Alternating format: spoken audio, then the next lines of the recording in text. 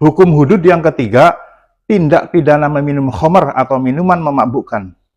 Hukuman atau had bagi peminum khamar adalah didera atau dicambuk sebanyak 40 atau 80 kali, berdasarkan hadis sahih yang diriwayatkan oleh Imam Muslim dan lain-lain dari Ali bin Abi Thalib radhiyallahu anhu, Jallada Rasulullah arba'ina wa Abu Bakri arba'ina wa Umar thamanina wa kullun sunnah.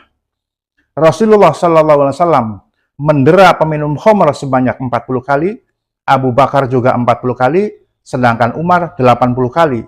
Dan kesemuanya itu adalah sunnah.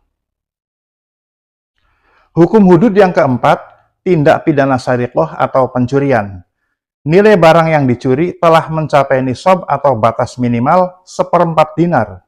Hukuman atau had bagi pencuri barang tersebut adalah dipotong tangannya, sebagaimana firman Allah dalam Al-Maidah ayat 38.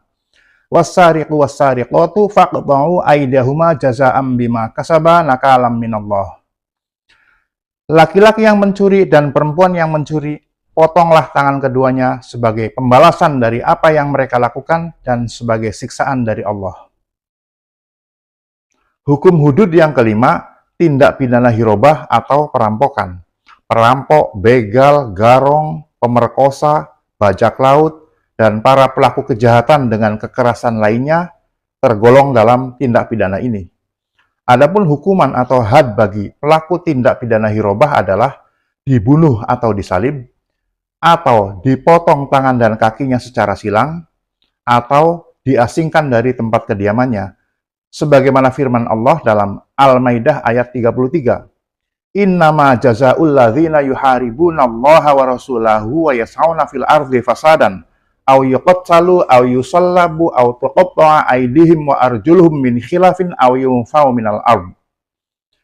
Sesungguhnya hukuman bagi orang-orang yang memerangi Allah dan Rasul-Nya dan membuat kerusakan di muka bumi hanyalah dibunuh atau disalib, atau dipotong tangan dan kaki mereka secara silang, atau diasingkan dari tempat kediamannya.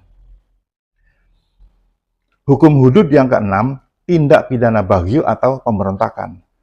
Yang dimaksud dengan pemberontakan di sini adalah memberontak kepada khalifah atau penguasa umat Islam, bukan memberontak kepada penguasa negara-negara bangsa atau nasionalisme seperti raja, presiden, perdana menteri, dan lain-lain yang selama ini dipahami oleh kebanyakan muslim seperti itu.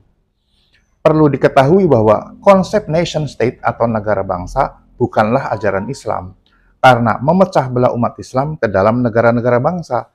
Sedangkan dalam Al-Quran surat Ali Imran ayat 103 dan Asy-Syura ayat 13, Allah memerintahkan umat Islam untuk menegakkan din Islam dengan bersatu dan melarang mereka berpecah belah. Adapun hukuman atau had bagi pelaku tindak pidana baghyu atau pemberontakan adalah diperangi sampai tunduk atau kembali kepada perintah khalifah berdasarkan firman Allah dalam Al-Hujurat ayat 9.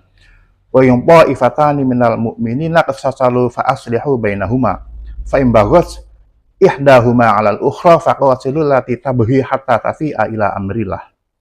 Dan apabila ada dua golongan orang-orang mukmin berperang, maka damaikanlah antara keduanya.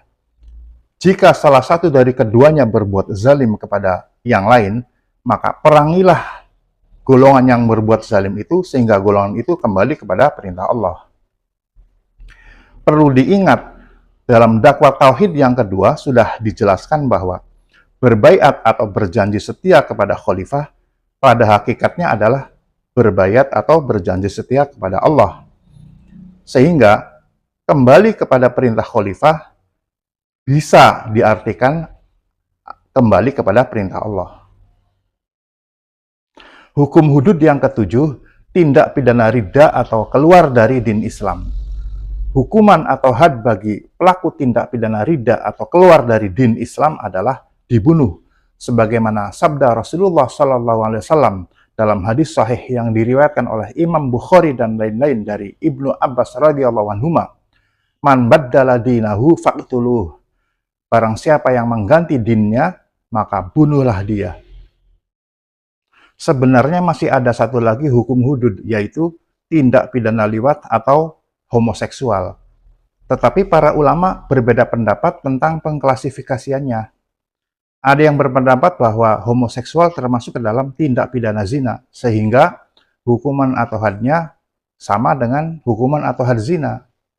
Sedangkan sebagian yang lain berpendapat bahwa homoseksual tidak termasuk ke dalam tindak pidana zina, karena hukuman atau hadnya telah ditetapkan oleh nas atau dalil, yaitu bahwa pelaku homoseksual, baik yang belum menikah ataupun yang sudah menikah, hukuman atau hadnya adalah dibunuh atau dirajam. Antara lain, sebagaimana sabda Rasulullah SAW tentang orang yang melakukan perbuatan kaum Nabi Lut dalam hadis Hasan yang diriwayatkan oleh Imam Ibnu Majah dari Abu Hurairah radhiyallahu anhu, irjumul a'la wal asfala rjumuhuma jami'a. Rajamlah orang yang posisinya di atas dan yang di bawah. Rajamlah keduanya secara bersamaan. Itulah 7 macam hukum hudud atau tindak pidana hudud yang wajib ditegakkan atau dilaksanakan oleh umat Islam. Semoga bermanfaat.